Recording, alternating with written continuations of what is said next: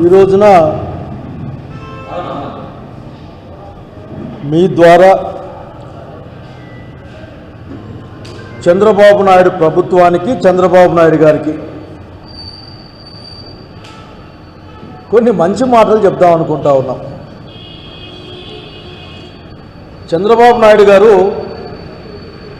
ఒక 2-3 రోజుల నుంచి ఆఖరికి మీరు, మీ మంత్రివర్గం, మీ ఆఫీసర్లు ఎంత హింసాయుతమైన లక్షణాన్ని కలిగి ఉన్నారు. వీళ్ళు భయభ్రాంతుల్ని చేస్తూ ఉన్నారు.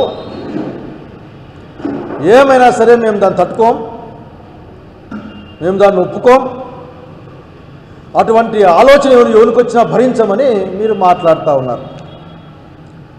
నాలాంటి వాళ్ళం ఎవరబ్బా ఈయన కొత్త అహింసావాది వచ్చాడు ఈ భూమి మీదకి, లేకుంటే ఒక అహింస తప్ప హింస అనే మాటే తెలియని తెలుగుదేశం పార్టీ వాళ్ళు, లేకపోతే ఆ పార్టీ వాళ్ళు ఎవరో వచ్చారు, నిజమేనేమో అని అనుకున్నాం. కానీ అనంతపురం జిల్లా వాళ్ళం కదా, సడన్గా చాలా విషయాలు గుర్తుకొచ్చాయి.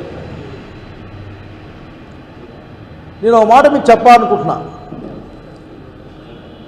జగన్మోహన్ రెడ్డి గారిని చూసి, జగన్మోహన్ రెడ్డి గారి పార్టీని చూసి, జగన్మోహన్ రెడ్డి గారి క్యాడర్ని చూసి ఇప్పుడే ఇంతగా భయపడితే ఎట్లా?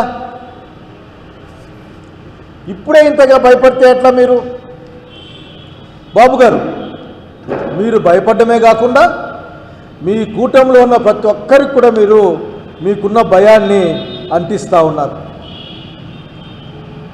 ఇంకా చాలా కాలం ఉంది కదా, రేపు పొద్దున రాబోయే జగన్మోహన్ రెడ్డి గారి పరిపాలన, అది కూడా చూడాలి కదా. మీరు ప్రతి ఒక్కటి తిరిగి ఎన్నిక వస్తుంది కదా. నేను స్పష్టంగా చెప్తా ఉన్నా, మీరు ఈ పొట్టేళ్ళు అవి మాట్లాడడానికి కారణం చెప్పనా? జగన్మోహన్ రెడ్డి గారి బర్త్డే జరిగిన, జన్మదినం జరిగిన ఆ ఉత్సవాలు, ఆ క్వాంటం, ఆ మ్యాగ్నిట్యూడ్, దాన్ని చూసినప్పుడు మీకు వణుకు పుట్టింది, వెన్నులో వణుకు పుట్టింది. అంతేకాకుండా రోజు రోజుకి అప్రతిఘాతంగా పెరుగుతున్న జగన్మోహన్ రెడ్డి యొక్క ప్రాబల్యం, పలుకుబడిని చూసి మీకు నిద్ర కూడా రావడం లేదు. గొంతులోంచి శబ్దం కూడా గట్టిగా గమనిస్తూ ఉన్నా, గట్టిగా రావడం లేదు ఎవరికి కూడా. మెడికల్ కాలేజీల్ని ప్రైవేట్కి ఇస్తారు అన్న మాట ఆంధ్రప్రదేశ్ రాష్ట్రంలో 80-90% మంది ప్రజలు వ్యతిరేకిస్తున్నారనే అంశాన్ని మీరు ఒప్పుకోకపోయినా,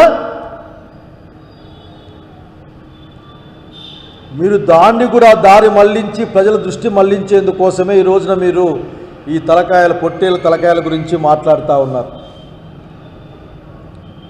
మీరు కొత్త జీవకారుణ్య సంఘాన్ని పెట్టి కొద్ది గైడ్లైన్స్ ఇవ్వండి రాష్ట్రానికి.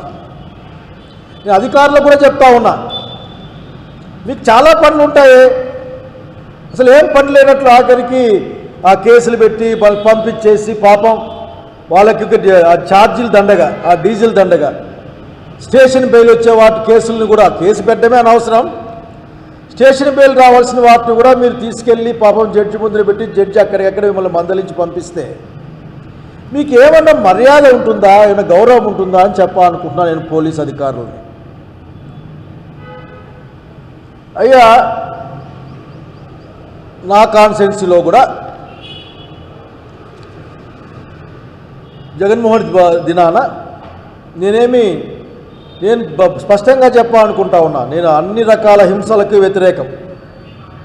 నాకు హింస అంటే అసహ్యం, నాకు ఆఖరికి హింస. కానీ అయ్యా చంద్రబాబు నాయుడు గారు, మీకు మాట చెప్పాలనుకుంటా ఉన్నా, ఒకసారి వినండి మీరు. ఏంటంటే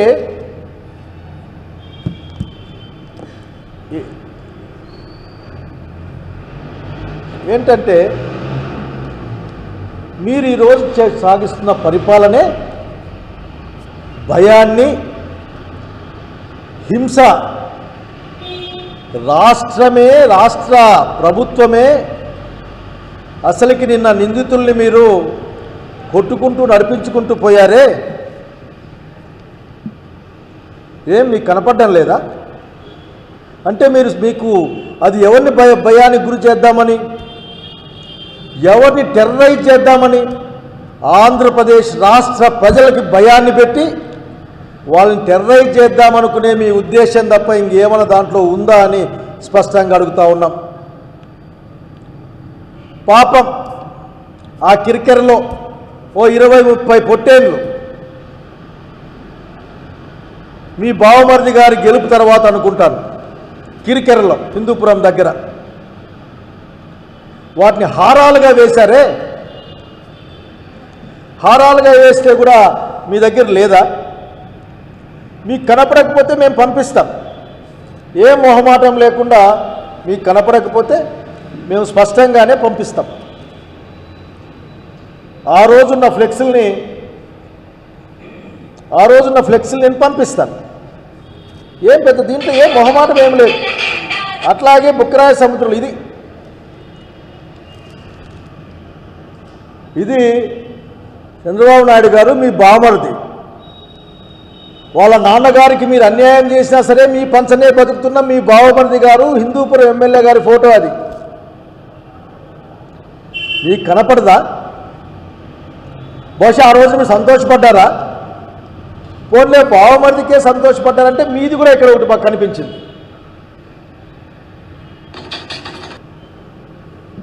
జనానికి జ్ఞాపక శక్తి తక్కువ ఉంటుందని నమ్ముతారు మీరు. నేను అనుకుంటాను బహుశా మీకే జ్ఞాపక శక్తి ఉండదేమో, ఉండకుండా చేసుకున్నారేమో అనుకుంటా నేను. మీరు ఎప్పటికప్పుడు, ఎందుకంటే కంప్యూటర్ మనుషులు కదా మీ ప్రభుత్వాలంతా కూడా, రోజు ఎర్రాజ్ చేసినట్లు ప్రతి సంఘటన ఎర్రాజ్ చేసేసి మీరు మర్చిపోతూ ఉంటారు అనుకుంటా ఉన్నా.